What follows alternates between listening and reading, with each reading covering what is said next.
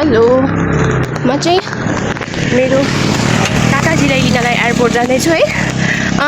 2021 मा जानुभयो क्या 22 अनि 22 मा जानुभयो 23 24 25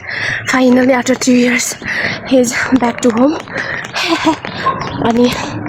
काकालाई लिन चाहिँ म एयरपोर्ट जान लागेको बिचारा मेरो काकी कति खुसी हुनुहुन्छ नि 3 वर्ष लगभग 4 वर्षै पुग्न लागेको थियो भनौँ न अनि पानी परिरह अनि मलाई चाहिँ म चाहिँ नजाऊँ कि जस्तो लाग्यो फेरि मेरो काकाजीलाई म गयो भने खुसी लाग्छ भनेर म पनि रेडी भएँ माइक्रो कुरेर बसेको माइक्रो नै आउँदैन अब 15-20 मिनट लाग्छ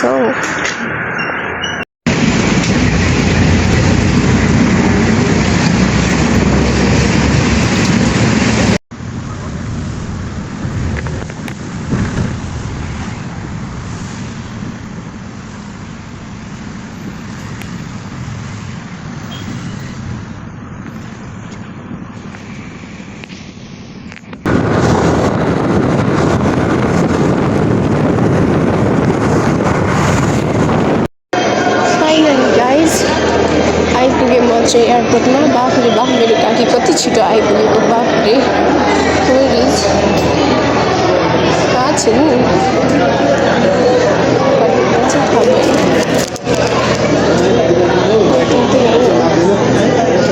बाफरे बा त्यहाँ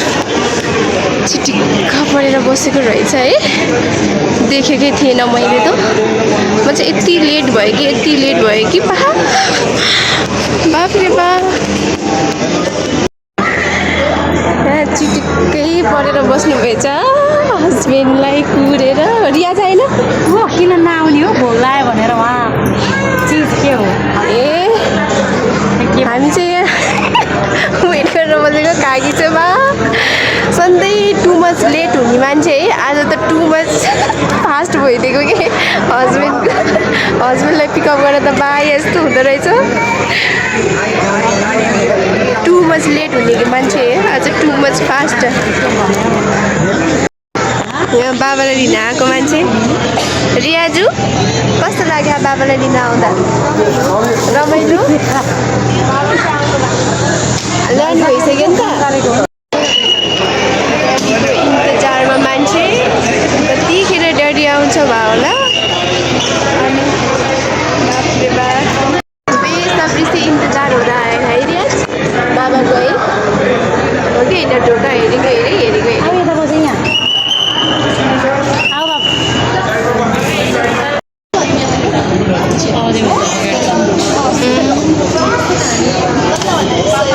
त्यही भन्ने थियो जयले पनि 6 बज्छ होला भन्थ्यो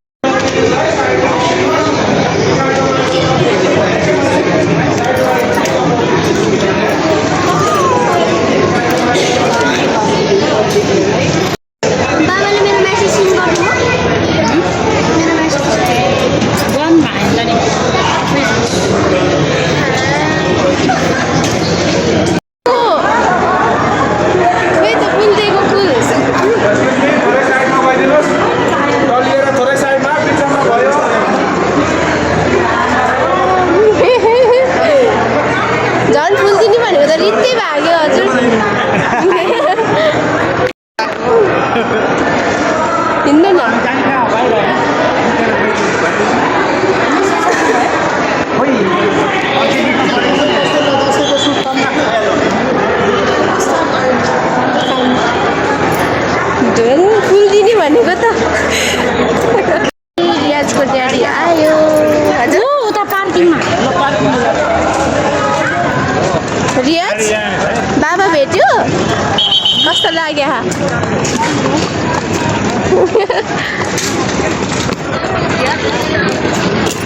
लु बाबाले बोला त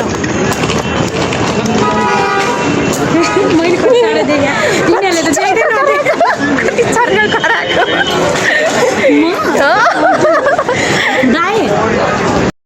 My kaki is very happy. She is too much happy.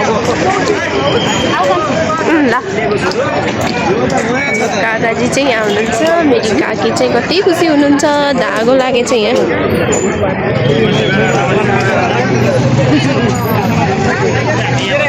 गाडी ल्याइदिएको उनीहरूलाई नि ल्याएको होइन गाडी ल्याएको होइन हो रियाज बाबासँगै हिँडेको हजुर आएन त रियाज ओ रियाज हेर हेर बाबासँग मक्खै परेर हिँडेको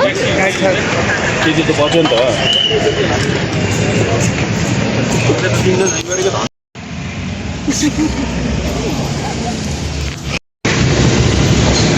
बोले हानि टु मच ह्याप्पी होइन त रियाज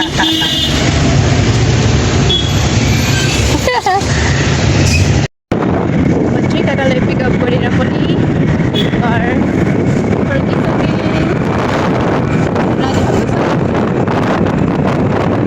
यसरी नै मेरो हस्बेन्डले लिन आउने चाहिँ कहिले हो नि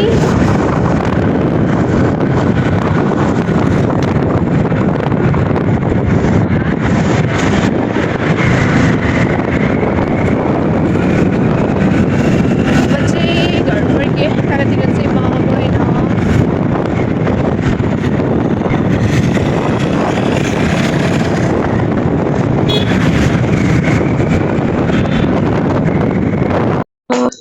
म चाहिँ घर आएँ काका लिएर आएर काका आफ्नो रुममा जानुभयो म चाहिँ मेरो घरमा आएँ बिकज मेरो घरमा भोलि गेस्टहरू आउँदै हुनुहुन्छ